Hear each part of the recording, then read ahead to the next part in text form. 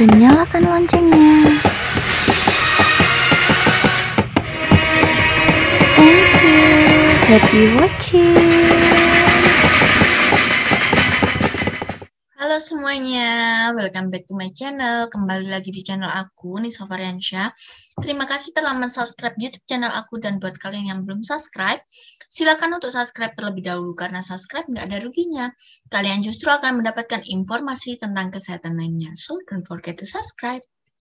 Nah, kali ini kita akan membahas suatu penyakit yang banyak terjadi di musim yang seperti sekarang ini, musim hujan, yakni akibat dari kencing tikus.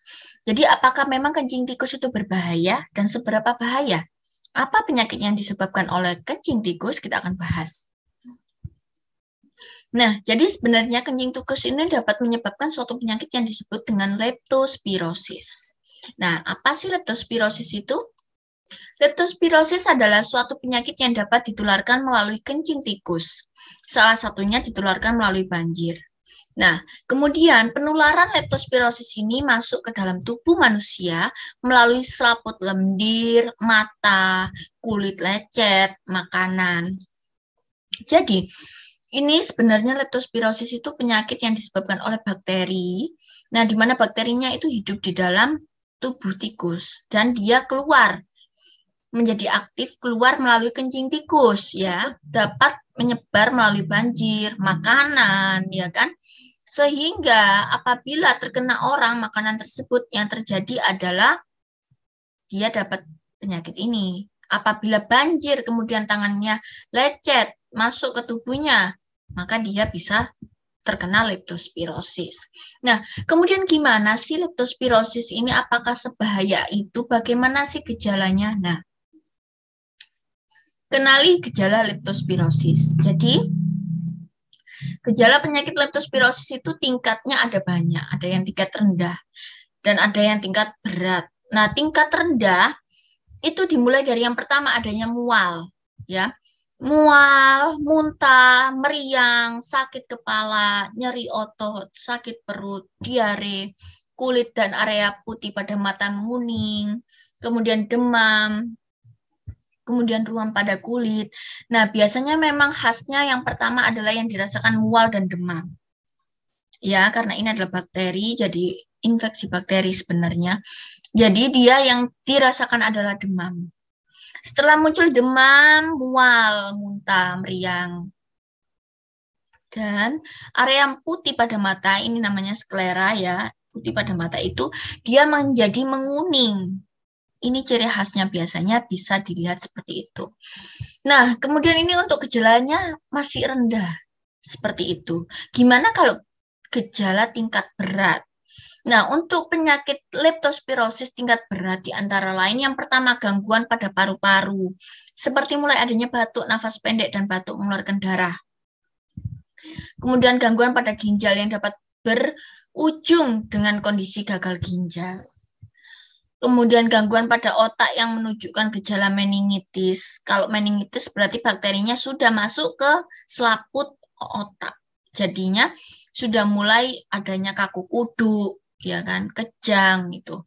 Kemudian gangguan pada jantung yang memicu peradangan jantung, miokarditis atau gagal jantung. Sebenarnya ini karena penyakit bakteri bisa mengakibatkan seluruh, jadi bakteri itu kan bisa menyebar ke tubuh, ya kan. Nah, ini bisa menyebar ke otak, bisa menyebar ke jantung. Nah, ini yang bahaya. Maka sebab itu apabila ada demam, mual muntah, dan terutama kekuningan pada mata dan juga area-area tubuh kalian yang putih, misalnya kuku, seperti itu kalian harus segera bawa ke rumah sakit, ya kan? Jangan pernah ragu, ya kan? Karena selagi masih bisa kita tolong, ya kan? Selagi masih belum terlalu parah, maka kita perlu untuk membawanya ke rumah sakit. Oke? Nah, gimana sih sebenarnya leptospirosis ini menyebabkan kita sakit, padahal kan dari kencing tikus, ya. Yang pertama pembawa kuman adalah hewan pembawa kuman seperti tikus, ya kan? Nah, ini adanya yang disebut dengan bakteri Leptospira, ya kan? Bakteri Leptospira ini dia ke dalam tubuh tikus, ya. Kemudian dia keluar melalui air kencing tikus. Nah, di air kencing ini si tikus membawa air kencingnya kemana nih? Ke makanan atau ke air yang tercemar atau ke tanah atau kemana yang bisa terjangkau dengan manusia. Nah, apabila terkena air tercemar dan juga air kencing, hewan tersebut bisa terkena mata ataupun hidung ataupun luka. Nah, ini yang bisa mengakibatkan disebut dengan leptospirosis seperti itu. Nah, kemudian gimana sih cara mencegah leptospirosis? Nah, untuk cara pencegahan dari leptospirosis, karena memang dia ini penyakitnya karena si tikus, kencing tikus, ya kan, yang bakteri yang ada di kencing tikus. Jadi memang perilaku hidup bersih dan sehat itu harus dijaga. Apabila ada tikus, maka disarankan untuk sebaik mungkin tidak ada tikus di rumah, ya kan. Apabila ada, ya memang kita perlu untuk menutup makanan untuk terhindar dari tikus, ataupun apabila ada luka lecet, jangan main-main hujan-hujanan dulu, main-main banjir jangan dulu, ya kan? Terutama anak-anak ini biasanya, ya kan, anak-anak kalau hujan-hujan tuh seneng, terus main banjir, ada luka yang lecet, nah bisa terkena ini bakteri dari si kencing tikus tadi, ya kan? Kemudian menyimpan makanan dan minuman dengan baik agar terhindar dari tikus, ya kan? Mencuci tangan dan kaki serta bagian tubuh lainnya dengan sabun setelah melakukan aktivitas, misalnya habis kerja dari sawah, kebun, selokan, sampah, atau dek rumah ketika memperbaiki jaringan listrik. Pokoknya semuanya yang berhubungan dengan luar dan tempat hidup si tikus, oke? Nah, kemudian yang keempat, memakai sarung tangan pelindung ataupun memakai sepatu dari karet yang ukurannya tinggi atau sarung tangan karet bagi kelompok pekerja yang beresiko tinggi. Nah, kemudian misalnya juga pada petugas kebersihan, nah alangkah baiknya memang menggunakan sarung tangan yang sesuai, ya kan? Seperti itu. Terutama apabila daerah kalian itu daerah rawan banjir. Jadi sangat-sangat diperlukan ya untuk pencegahan diri kalian seperti itu agar tidak terkena penyakit ini.